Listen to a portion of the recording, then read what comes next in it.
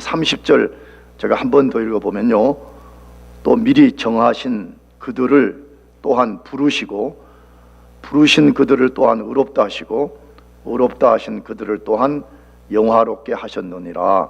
아멘. 우리는요, 최근에 하나님이 어떻게 한 사람을 구원해 가시는가 하는 것을 살피고 있습니다. 이걸 우리 편에서 말하면 우리가 어떻게 어떤 과정을 통해서 구원에 이르게 되는가 하는 것을 우리가 살피고 있습니다. 이 과정을 아는 것은 매우 중요하다고 말씀을 드렸습니다. 제가 오늘 교회 오기 전에 한국 뉴스를 하나 봤는데, 한국 뉴스에 아주 재밌는 뉴스가 하나 나왔어요. 그걸 재밌다고 해야 될지는 모르겠지만, 어떤 여성이 윈드서핑을 하다가 조류에 밀려가가지고 떠내려가 버리는 거예요. 그래가지고 천신만고 끝에 김양식 하는 양식장에 줄을 잡고 6시간을 버티다가 구조된 이야기를 뉴스에 방영하는 걸 봤어요. 여러분, 조류에 떠내려가서 6시간 만에 구조된 것도 굉장한 일이라고 뉴스로 삼잖아요. 그렇다면 한 사람이 죄로 인한 영원한 죽음과 저주로부터 어떻게 구원받는지를 알고 그 저주로부터 구원을 받는다면 그것이 재난으로부터 구원받는 것과 비교하여서 결코 작지 않은 일이기 때문에 그렇습니다. 지난주에도 거듭 말씀을 드렸지만, 우리가 어떻게 구원을 받는지를 폭넓게 혹은 정확하게 알게 되면 우리는 필연적으로 우리를 구원해 주신 하나님의 깊은 구속의 경륜에 대해서 감사하지 않을 수가 없습니다. 지난주에도 말씀을 드렸듯이, 왜 구원 받았다고 말하면서 구원에 대한 감사가 없으며 왜 신앙생활에 생명력 있는 기쁨이 없을까? 여러 이유가 있을 것 같아요. 근데 지금 우리가 다루는 타픽과 관련해서는 자신이 어떻게 구원받았는지에 대한 폭넓은 이해가 없기 때문에 그럽니다. 얼마나 하나님의 깊은 경륜 속에서 내가 구원을 받았는지를 모르기 때문이라는 거예요. 그러나 이것을 정확하고 폭넓게 알게 되면 누구든지 반드시 하나님께 감사하게 되고 자신이 받은 구원에 대한 안전, 또한 자신이 얼마나 큰 하나님의 장중에 있는지를 알게 되고 확신 가운데 살게 되게 되는 것입니다. 그러므로 우리가 어떻게 구원받았는지를 반드시 알아야 될 필요가 있습니다. 어떤 과정을 통해서 우리가 구원을 받았는지를 알아야 됩니다. 그러면 우리가 어떻게 구원받을 수 있습니까? 하나님이 창세 전에 예정한 사람만 구원받을 수가 있습니다. 하나님이 창세 전에 예정한 사람만 하나님이 구원을 하십니다. 이것을 지난주에 우리가 살폈습니다. 그런데 이 교리에 대해서, 이 가르침에 대해서 강력하게 반발하는 사람들이 있는 것을 우리는 잘 알고 있습니다. 다시 말하면 예정된 사람만 구원하고 예정된 사람만 예수님을 믿을 수 있다는 이 가르침에 대해서 강력하게 반발하는 교회 안에 사람들이 있음을 우리는 잘 알고 있습니다. 그들은 하나님은 예정된 사람만을 구원하는 것이 아니고 모든 사람이 구원을 받을 수 있게 하셨다는 것입니다. 그래서 그 사람들이 증거하는, 제시하는 성경의 몇 곳의 근거들이 있습니다. 그걸 지금은 시간이 없어서 소개하지 않으려고 그러는데, 그들은 몇 곳의 성경 구절을 제시하면서 여기 봐라, 하나님이 모두를 구원한다고 되어 있지 않냐라고 말합니다. 그러나 그런 사람들은 성경의 문맥을 왜곡한 것입니다. 다시 말하면 그 말씀이 본문 안에 어떤 문맥 속에서 쓰여졌는지를 전혀 무시해버리는 것입니다.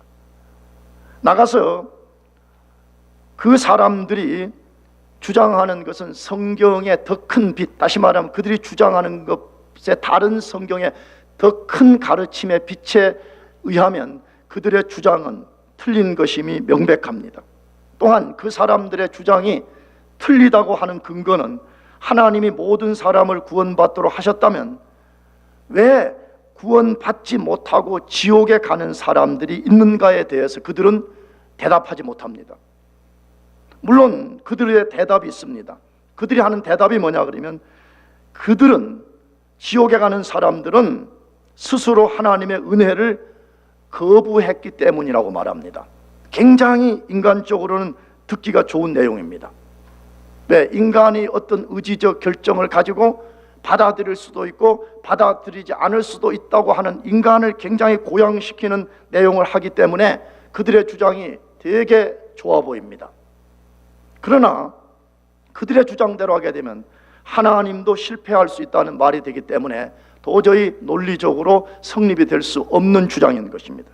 그러므로 하나님은 예정된 사람만을 구원하십니다.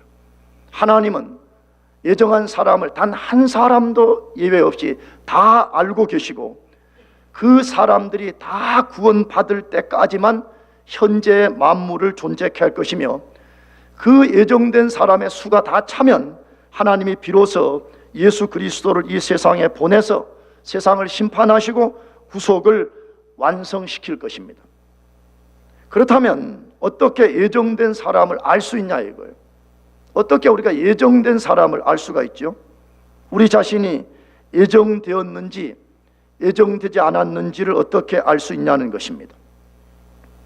다시, 창세 전에 하나님의 비밀한 뜻 가운데 이루어진 일을 우리가 어떻게 여기서 알 수 있냐는 것입니다.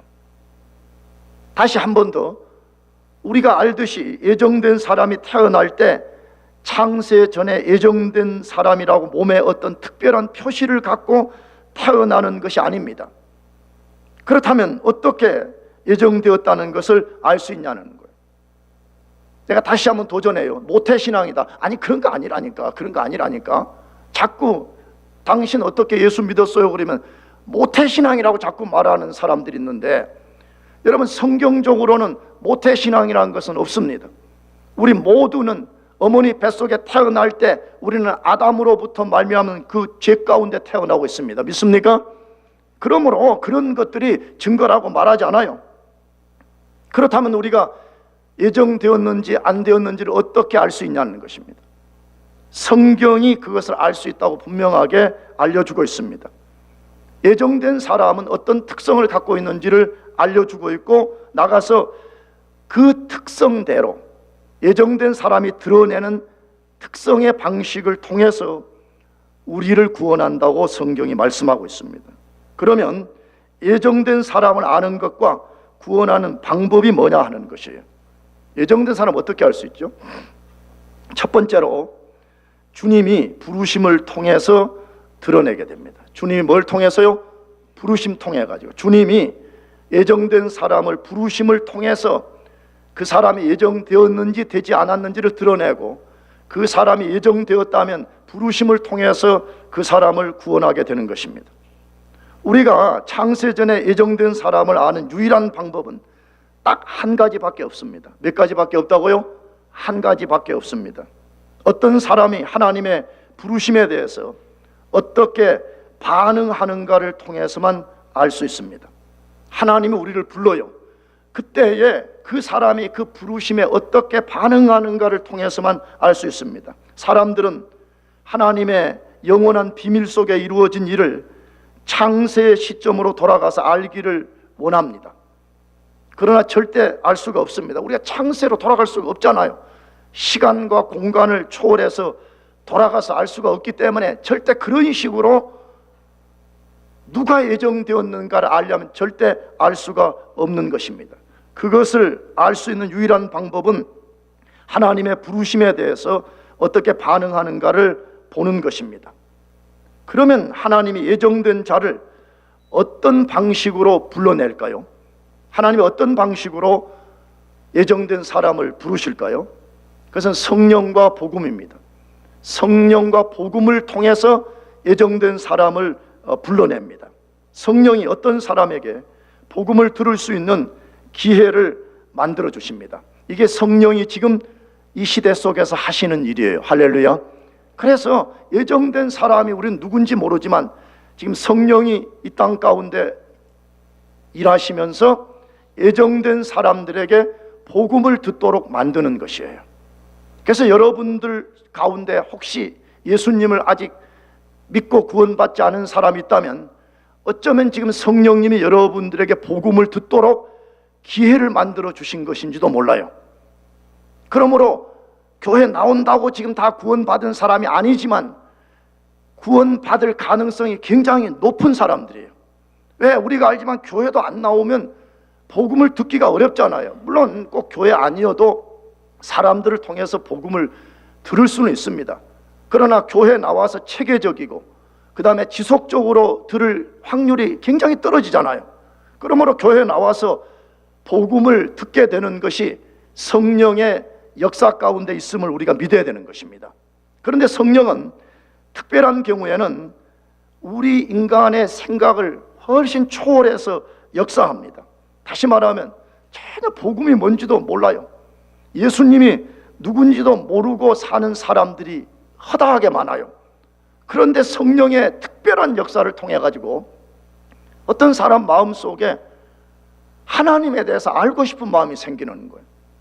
심지어는 선교지에서 일어나는 글들을 읽어보게 되면 예수에 대해서 한 번도 들어본 적이 없는 사람이 자기가 뭔가 구원을 받아야 되겠다고 하는 그런 무의식에서부터의 의식이 생겼다는 거예요. 그래서 정글을 뚫고 선교사에게 찾아와서 내가 구원을 받고 싶으니까 내가 어떻게 하면 구원 받을 수 있는지를 알려달라고 하는 그런 아주 기이한 일들이 일어난다고 말하고 있어요. 이게 다 성령의 역사예요. 할렐루야. 나가서 여러분 어떤 사람들의 간증을 들어보면 갑자기 교회 가고 싶은 마음이 생겼다는 거예요. 그게 나예요. 나는 과거에 자주 말했지만 나는 교회를 정말 싫어했어요. 나는 교회 사람들 자체가 꼴보기 싫은 사람들이었어요. 근데 어느 날 23살을 넘어가는 그 시점에 내 마음속에 하나님을 믿고 싶은 마음이 생겼어요. 아니 누가 와서 복음을 가르쳐 준 게 아니에요. 누가 와서 이걸 나에게 너 예수를 믿어야 된다고 말한 것이 아니었어요. 근데 내 마음속에 내가 나도 교회를 좀 나가고 싶다. 나도 하나님을 좀 알고 싶다. 이 마음이 생기기 시작해서 내가 교회를 나가게 되는 것이에요. 어떤 사람들은 잠이 안 와가지고 새벽에 뒤치다거리는데 교회 종소리가 울려가지고 그 종소리 때문에 교회 나가서 복음을 듣고 예수를 믿었다고 하는 간증을 내가 직접 들은 적이 있었어요.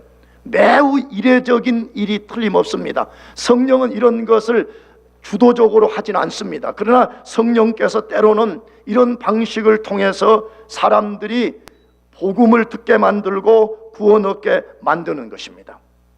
그래서 그 방식을 통해서 예정된 사람들을 하나님이 구원하시는 것입니다. 그렇다면 정말 그렇게 한다는 근거가 있냐는 거예요. 성경에 많은 곳에서 소개하는데 그 중에 우리가 세 구절만 살펴보려고 그래요. 첫 번째로 요한복음 10장 3절에서 5절 말씀인데 다 같이 읽어보겠습니다. 시작. 문지기는 그를 위하여 문을 열고 양은 그의 음성을 듣나니 그가 자기 양의 이름을 각각 불러 인도하여 내느니라. 자기 양을 다 내어놓은 후에 앞서가면 양들이 그의 음성을 아는 고로 따라오되 타인의 음성은 알지 못하는 고로 타인을 따르지 아니하고 도리어 도망하느니라.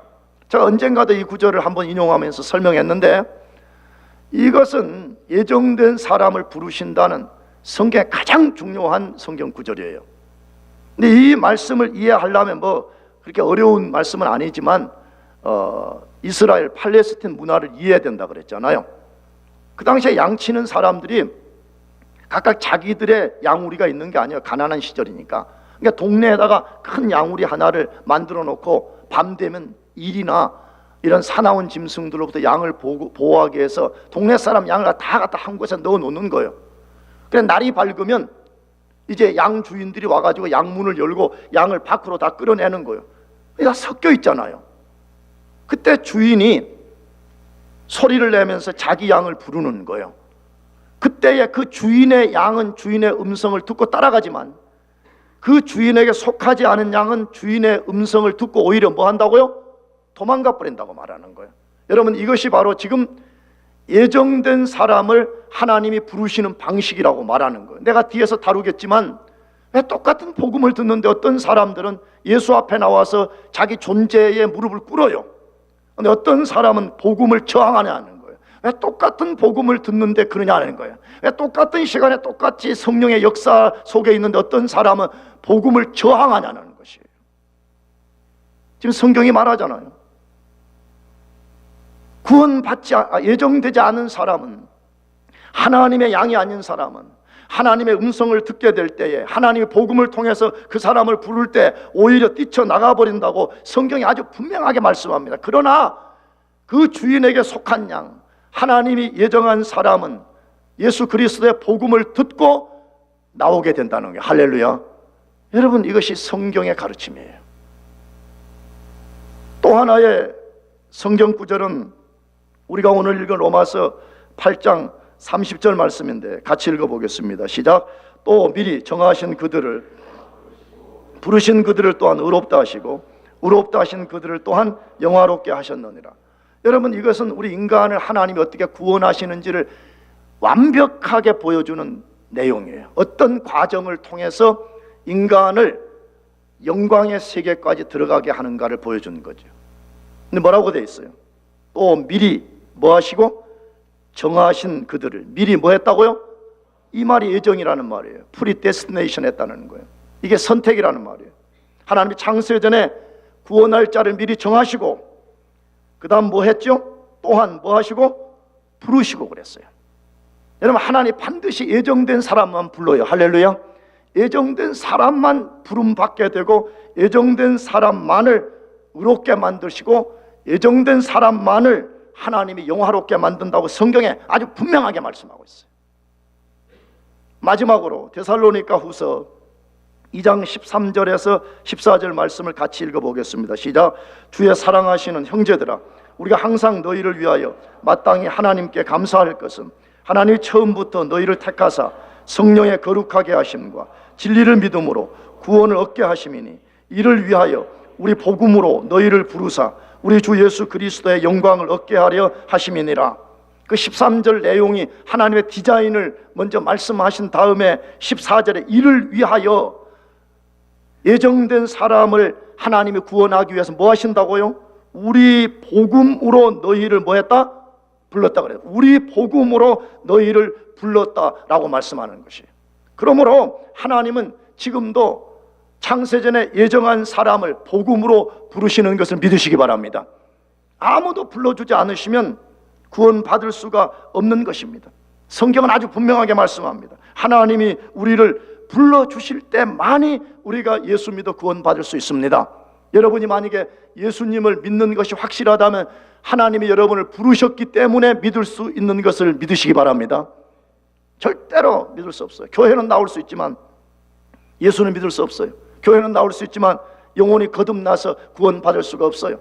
하나님 우리를 불러주실 때만 가능한 것입니다. 복음을 통해서 우리를 불러주실 때만이 우리가 믿고 구원받을 수 있다고 성경이 아주 명백하게 말씀합니다. 그렇기 때문에 우리는 복음을 전해야 됩니다.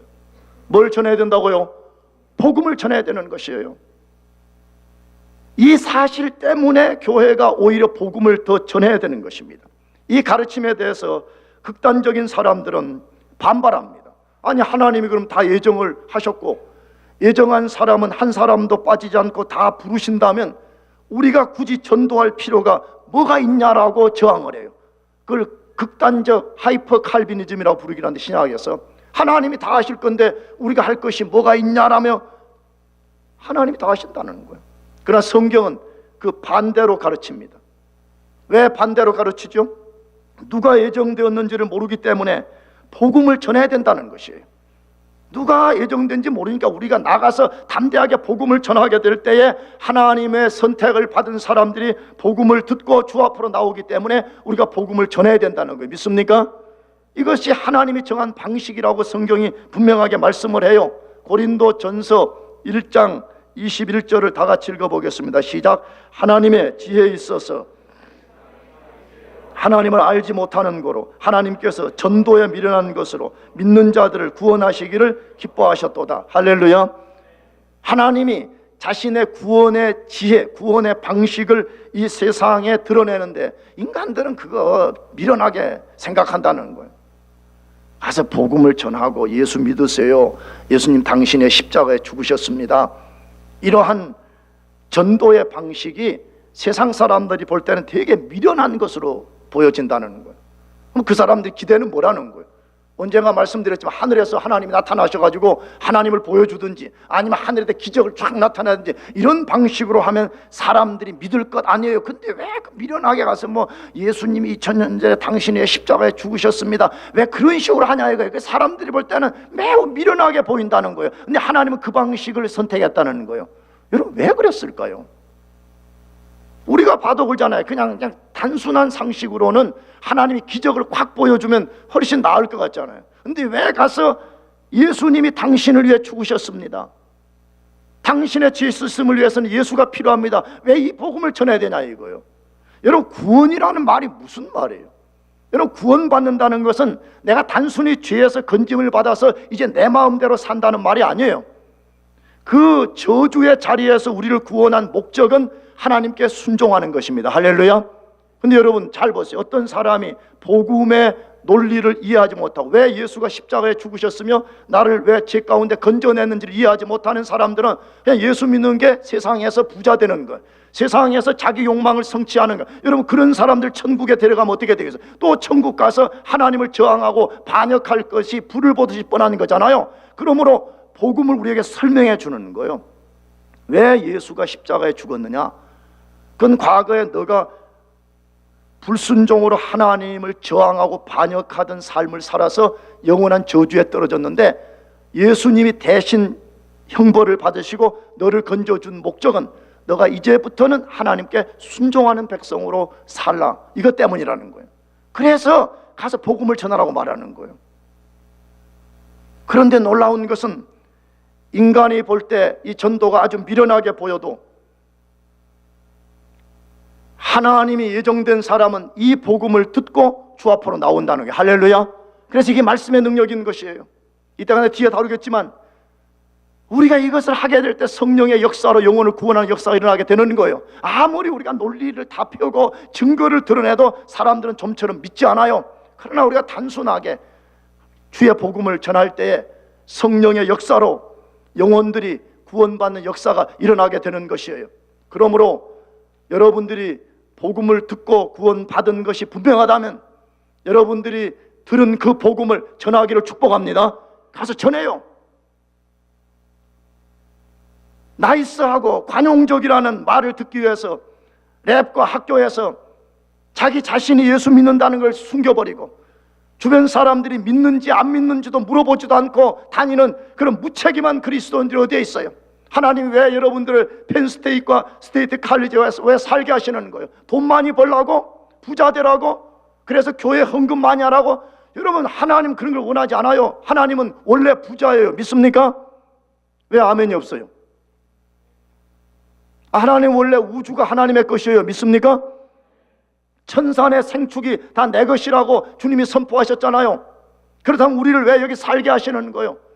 하나님이 예정된 사람들이 누군지 모르지만 그들을 구원하기 위해서 가서 복음을 전하라는 거예요. 여러분 오늘 이후로 우리가 담대히 복음을 전합시다. 할렐루야. 듣든지 아니 듣든지 전하라 그랬잖아요.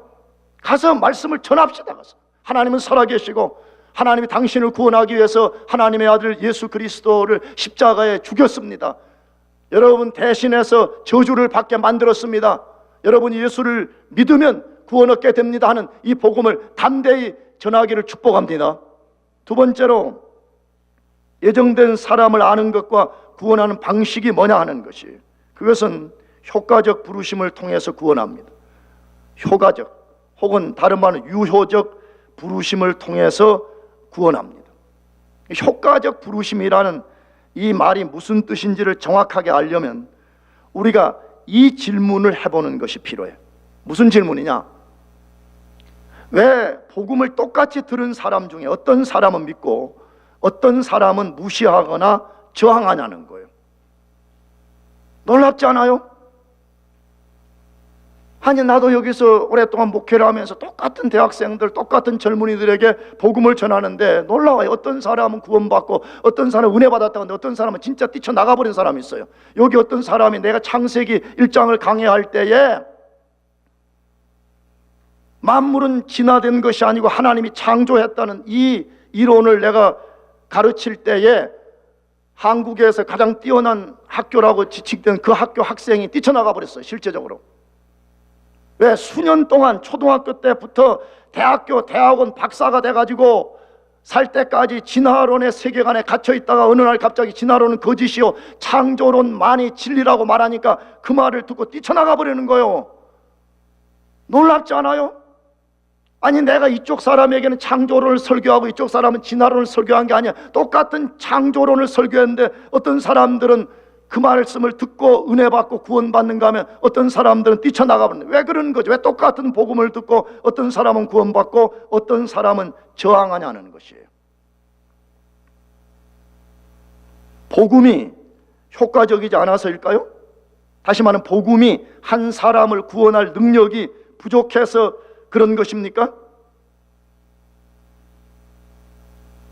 우리 인간 영혼을 구원하는 데 있어서 인간의 협력서를 주장하는 사람들을 알미니안 주의자라 그래요. 신학 용어에서는. 물론 그런 알미니안 파가 있어요. 교회 역사 안에 보면 인간이 구원받는 데 있어서 인간의 절반의 협력이 필요하다고 주장하는 사람들을 말하는 것이에요. 근데 이 사람들은 인간이 하나님의 부르심 혹은 하나님의 큰 은혜를 받을 때에 인간이 그것을 받아들일 수도 있고 저항할 수 있다라고도 그들은 가르칩니다. 아까도 말했지만 인간 편의 논리로는 굉장히 이해가 잘 됩니다. 왜 안 믿냐 그러는데 그 사람이 저항했다는 거요. 그러면 굉장히 설득력 있잖아요. 또 어떤 설득력이 있느냐?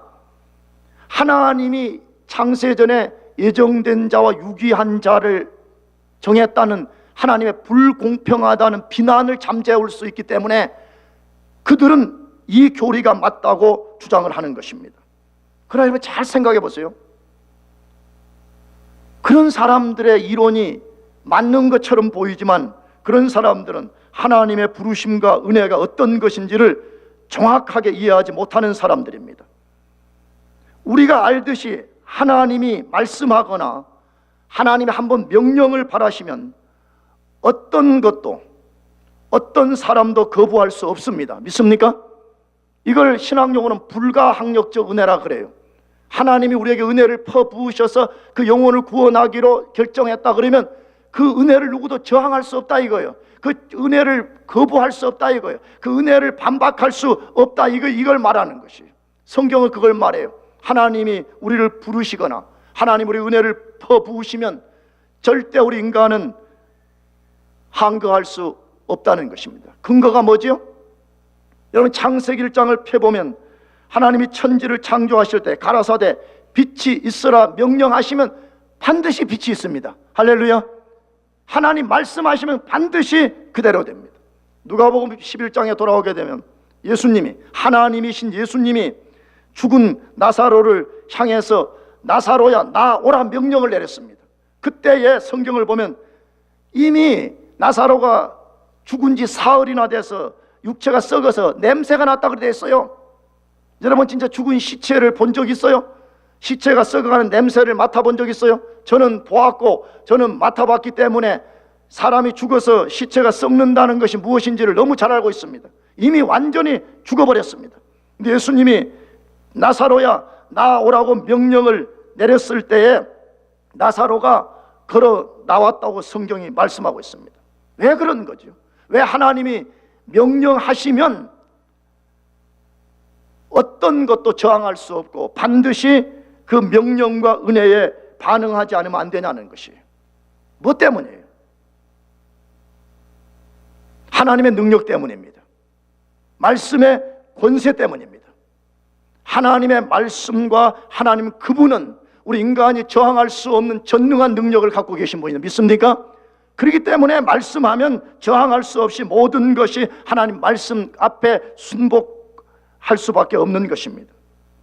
그렇다면 왜 똑같은 복음을 들은 사람들 중에 어떤 사람들은 거부하고 어떤 사람들은 받아들이냐 이거예요.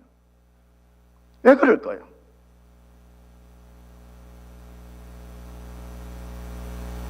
성경은 아주 간단하게 아주 분명하게 말씀합니다. 하나님으로부터 예정된 사람이 아니기 때문에 저항한다는 거예요. 하나님으로부터 예정된 사람이 아닌 사람은 그 권세와 능력의 말씀을 들음에도 불구하고 그 말씀을 저항한다고 성경이 분명히 말씀해요. 그것이 아까 인용했던 요한복음 10장 3절에서 5절 말씀인데 다시 읽어봅시다. 다 같이 시작. 다시 시작. 문지기는 그를 위하여 양은 그의 음성을 듣나니 그가 자기 양의 이름을 각각 불러 인도하여 내느니라. 자기 양을 다 내어놓은 후에 앞서가면 양들이 그의 음성을 아는 고로 따라오되 타인의 음성은 알지 못하는 고로 타인을 따르지 아니하고 도리어 도망하느니라. 여기 제일 뒷절의 말씀을 주목해야 돼요. 타인의 음성은 알지 못하는 고로 타인을 따르지 아니하고 도리어 뭐 한다고요? 도망한다는 거예요. 여러분, 이것보다 더 분명한 증거가 어디에 있어요? 똑같은 복음을 듣는데 왜 어떤 사람은 저항하고 어떤 사람은 받아들이냐? 그것은 하나님 말씀에 능력이 없어서가 아니라는 거예요. 말씀 자체가 효과적이지 않기 때문이 절대로 아니라는 것이에요. 뒤에서 소개하겠지만 성령께서 그 사람 속에 복음이 효과적이 되도록 역사해 주지 않기 때문에 똑같은 복음을 듣고도 어떤 사람은 구원받지 못하는 것입니다. 하나님 말씀에 능력이 없어서 어떤 사람을 구원해내지 못하는 것이 아니에요. 하나님 말씀은 능력이에요. 할렐루야. 말씀하시면 크게 하든 작은 소리로 하든 많이 말하든 짧게 말하든 하나님이 말씀하면 그 역사가 반드시 일어나게 되어 있습니다. 하나님 말씀에 능력이 없어서가 아니에요.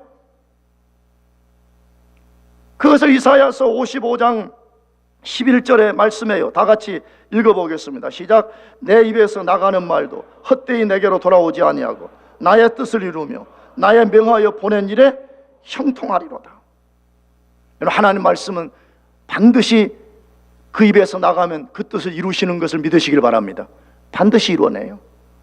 인간이 구원받기 위해서는 하나님이 복음을 들은 사람 속에 성령의 역사를 나타내 주셔서 그 사람이 들은 복음이 그 사람 안에서 효과적이 되게 해 주셔야만이 구원이 발생하게 되는 것이에요.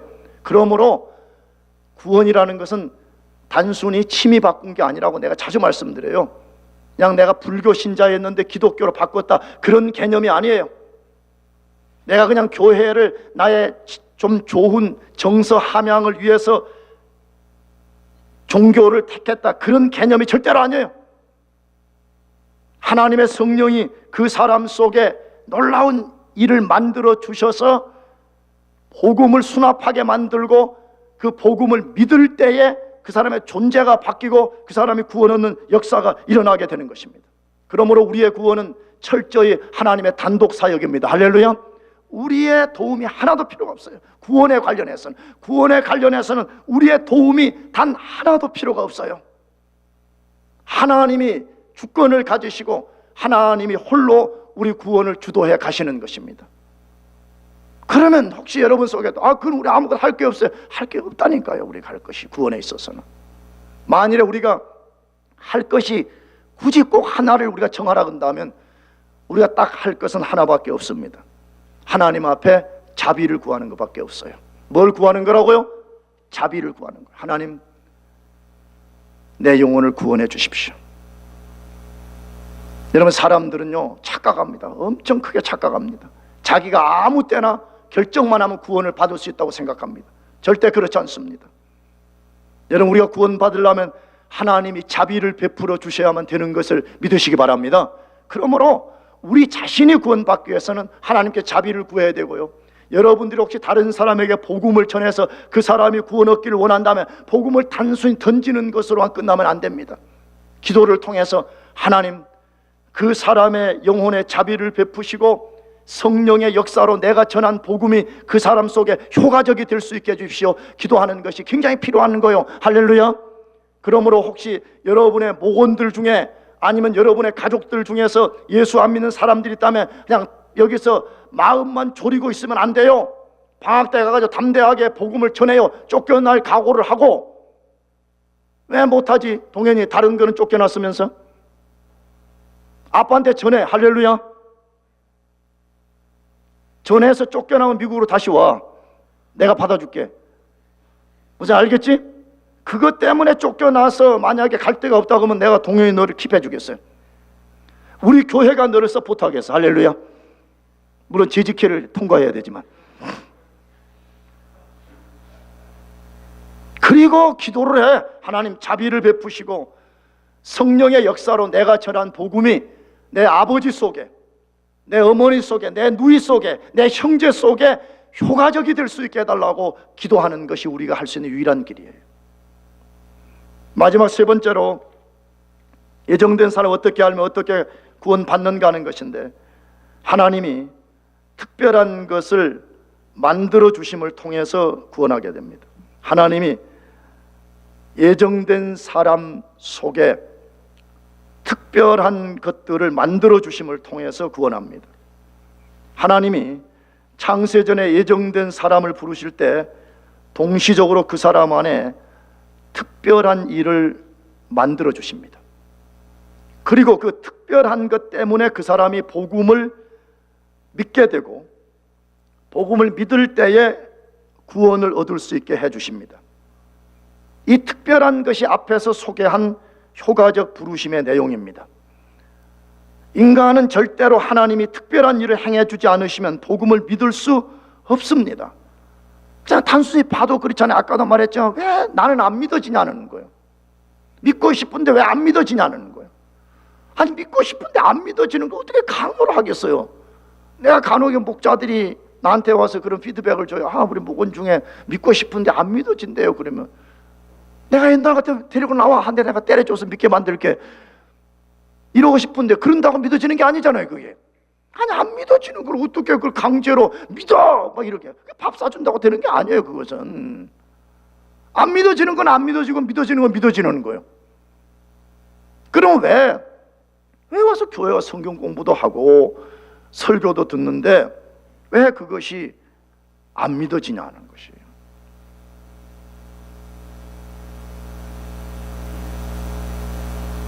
그 이유는 모든 인간은 죄와 허물로 죽어 있어서 스스로 하나님에 대해서 어떤 반응도 할 수 없기 때문입니다. 그래서 에베소서 2장 1절에서는 허물과 죄로 죽었다 그렇게 말해요. 거기 죽었다는 개념은 우리가 육체적으로 물리적으로 아무것도 할 수 없다는 말이 아니라 하나님과 관계에 있어서 아무것도 할 수 없는 상태를 죽었다고 말하는 것이에요. 여러분, 죽은 사람이 무엇을 할 수가 있겠어요? 내가 자주 예를 들지만 여기 우리가 길을 지나다가 보면 공동묘지나 이런 데 누워있는 사람들이 거기서 손 들고 나 좀 건져달라고 하는 거 본 적이 있어요? 내가 11년째 살아도 그런 일은 한 번도 일어나지 않습니다. 죽은 사람은 스스로 힘으로 아무것도 할 수 없기 때문에 그렇습니다.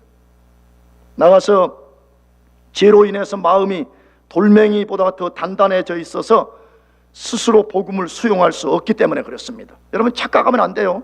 여러분, 인간을 너무 호락호락하게 생각하면 안 돼요. 죄를 호락호락하게 생각하면 안 돼요. 죄가 인간을 강타해버려가지고 그 죄의 강력한 세력이 인간을 돌멩이보다 더 단단하게 만들어가지고 그 상태로는 스스로 복음을 수용할 수 없는 상태가 되게 만들어버린 것이에요. 죄의 반역적 성향이 인간 안에 가득 차 있기 때문에 인간은 본능적으로 하나님과 그분의 복음을 싫어하기 때문에 인간 스스로는 증거된 복음을 받아들일 수가 없는 것이에요.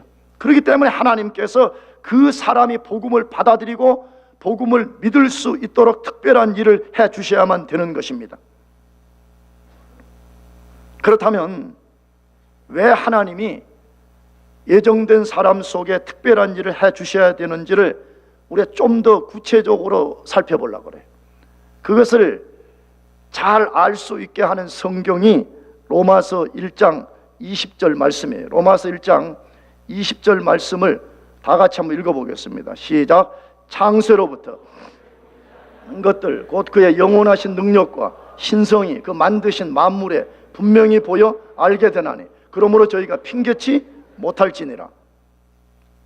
언젠가도 제가 이 말씀을 인용해서 한번 설명을 해드렸어요. 근데 잘 들어봐요.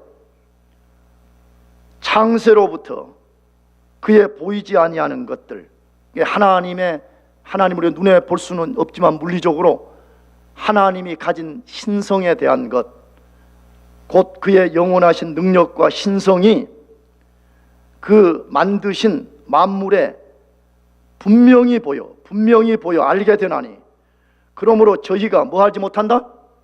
핑계치 못한다고 말해. 인간이 그냥 이 하나님이 창조한 세계를 가만히 들여다보면 신이 존재한다는 걸 알 수가 있고, 그 만물을 창조한 신이 얼마나 탁월한 능력을 가진 분인가를 알 수 있다고 말해. 분명히 알 수 있고, 심지어는 사람들이 핑계한다 못한다, 못한다라고 말씀을 해, 성경은. 그런데 그 다음 절에 보면 이렇게 돼 있어요. 그 다음 절 21절에 보면 하나님을 알되 하나님으로 영화롭게도 아니하며 감사치도 아니한다라고 되어 있어요. 분명히 하나님을 안다고 말해. 근데 그 사람들이 하나님을 알되 하나님으로 영화롭게도 아니하고 뭣도 안 해요? 감사치 않는다는 거예요. 무슨 말이죠? 하나님 알면서도 하나님 인정하지 않는다는 거예요. 하나님 받아들이지 않는다는 거예요. 하나님께 영광을 돌리지 않는다는 것이에요. 그러면 질문이 생기는 거예요. 왜 분명히 알매도 불구하고 사람들이 하나님을 인정하지도 않고 하나님께 영광을 돌리지도 않냐 하는 거예요. 여러분, 뭐 때문에 그러는 거예요? 도대체 뭐가 문제인 거예요? 여러분, 그 이유를 알고 있어요? 왜 그러는 거예요? 왜 하나님을 아는데도 불구하고 그 사람들이 하나님을 받아들이지 않냐 이거예요. 그래서 앞에서도 말씀드렸듯이 죄로 타락한 인간 성향이 하나님을 인정하지 못하게 그 사람의 영혼을 억압시키고 그 사람의 마음과 지식과 모든 것을 왜곡시키기 때문에 그런 것입니다. 그렇기 때문에 그런 성향을 가진 인간들에게 아무리 복음을 논리적으로 말하고 분명한 증거에 입각해서 증거를 제시해도 안 받아들이는 것입니다. 나는 그것이 내가 증인이에요. 왜 증인이냐? 나는 뭐 부족하지만 오랫동안 신학도 하고 또 오랫동안 이렇게 성경을 가르치면서 뭐 완벽하지도 않고 또 다른 뛰어난 신학자들이나 목회자들에 비해서 너무 부족하지만 나 자신이 복음을 처음에 들었던 것에 비유하면 나는 내가 100배, 1000배 잘 가르치는 것 같아. 할렐루야. 왜 그러느냐? 내가 언제도 간증을 했지만 내가 한국에 내 고향집에 가면 그 책꽂이 서랍 안에 내가 처음 예수 믿었을 때에 어느 목사님이 설교한 것을 내가 이렇게 다 받아 적어 놓은 노트가 있어요. 진짜 다 받아 적었어요. 다 받아 적었어요. 너무 말씀이 은혜스러워가지고 그 당시에는 막 너무 은혜스러운 게 말씀이. 그래서 그거 다 받아 적어 놨어요. 토시 하나도 안 빠져. 그래서 내가 간혹 가서 한 번씩 이렇게 열어봐요. 내가 그때 은혜 받았는데 그때 목사님 뭐 설교했지? 엉망이야. 설교학적으로 보면 내가 보니까 한 20점이나 줘야 되나? 설교학적으로 전혀 갖추어져 있지 않았어. 그래서 내가 그거 듣고 은혜 받았어요. 할렐루야. 근데 그 목사님이 가르친 그 프레임과 복음의 내용에 비해서 지금 내가 보면요, 아니 이건 뭐 내가 자신 있게 말할 수 있어. 내가 볼 때 100배 1000배 더 나은 것 같아. 잘 가르치는 것 같아. 근데 왜 그것을 듣는 대학생들이, 청년들이 왜 듣고 구원받지 못하냐 이거예요. 논리가 부족해서요? 증거가 부족해서 안 받아들이는 것이 절대로 아닙니다. 물론 어느 목사, 나 자신을 포함한 이야기지만 복음을 명료하게 전달하지 못하고 복음의 핵심을 전하지 못해서 그럴 수도 있지만 성경 그렇다고 말하지 않아요. 성경은 아무리 우리가 복음의 논리를 가지고 전하고 증거를 들어대도 타락한 인간 성향이 그 복음을 받아들이지 못하도록 우리를 억압시키고 심지어는 자꾸만 우리 속에서 왜곡된 지식을 가지고 복음에 저항하도록 만든다는 거예요. 그러므로 이 복음을 받아들이기 위해서는 성령이 우리 속에서 특별한 역사를 만들어줘야 된다는 거예요. 그러면 그 특별한 것이 무엇이에요? 그래서 성령께서 그 사람 속에 죄의 세력인 하나님에 대한 반역적 성향을 제거하는 데서부터 시작됩니다. 할렐루야. 이것이 사라지지 않고는 안 되는 거예요. 그러므로 여러분이 똑바로 알아야 돼요. 나도 마찬가지. 인간 안에 하나님을 반역하는 반역적 성향을 하나님의 성령이 탱크처럼 밀고 들어오셔 그걸 확 깨부시고 그것을 깔아뭉개지 않고는 반역적 성향이 사라지지 않기 때문에 교회 나와도 반역적 태도를 갖고 사는 거예요. 그 반역적 태도의 내용이 뭔지를 잘 보라고요. 자기 마음대로 신앙생활을 하는 거예요. 하고 싶은 건 하고 안 하고 싶은 건 하는 거예요. 디사이플십을 요구하면 튕겨나가 버리는 거예요. 그래서 하나님이 성령으로 우리 속에 해일처럼 밀고 들어오셔서 먼저 반역적 성향을 우리 안에서 제거해내고 죄로 인해서 죽은 영을 살려내고 그 자리에 하나님의 생명을 부어주시는 것입니다. 이걸 리제너레이션이라고 그러는 거예요. 이게 안 일어나면 인간 스스로는 복음을 받아들일 수도 없고 복음을 믿을 수도 없는 것입니다.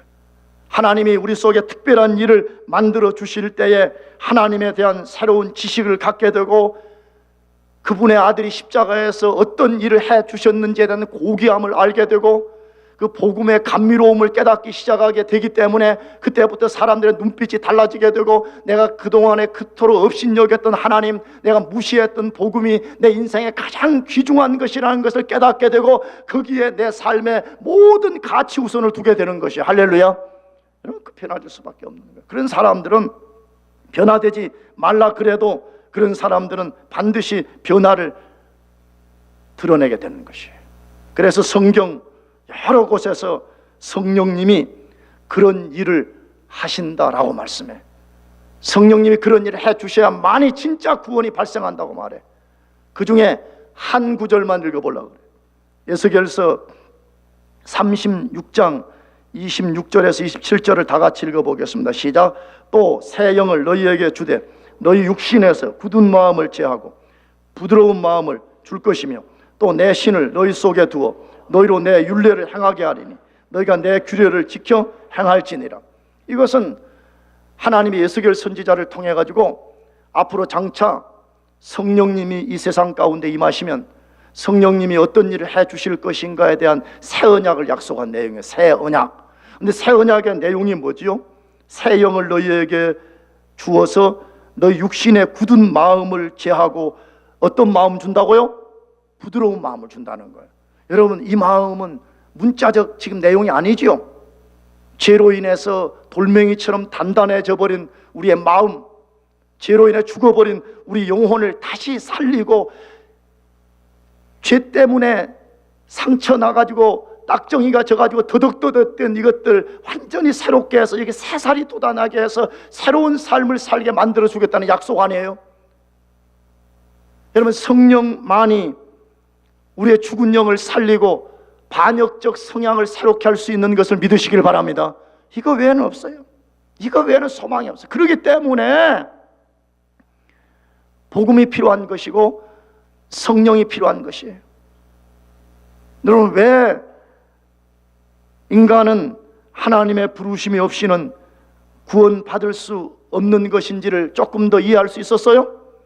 만일에 여러분들이 그것을 이해했으며 여러분들이 그 빛에 의해서 실제 나는 구원받은 하나님의 백성이라는 것이 믿어진다면 하나님이 창세전에 여러분을 예정하셨기 때문인 것을 믿으시기 바랍니다.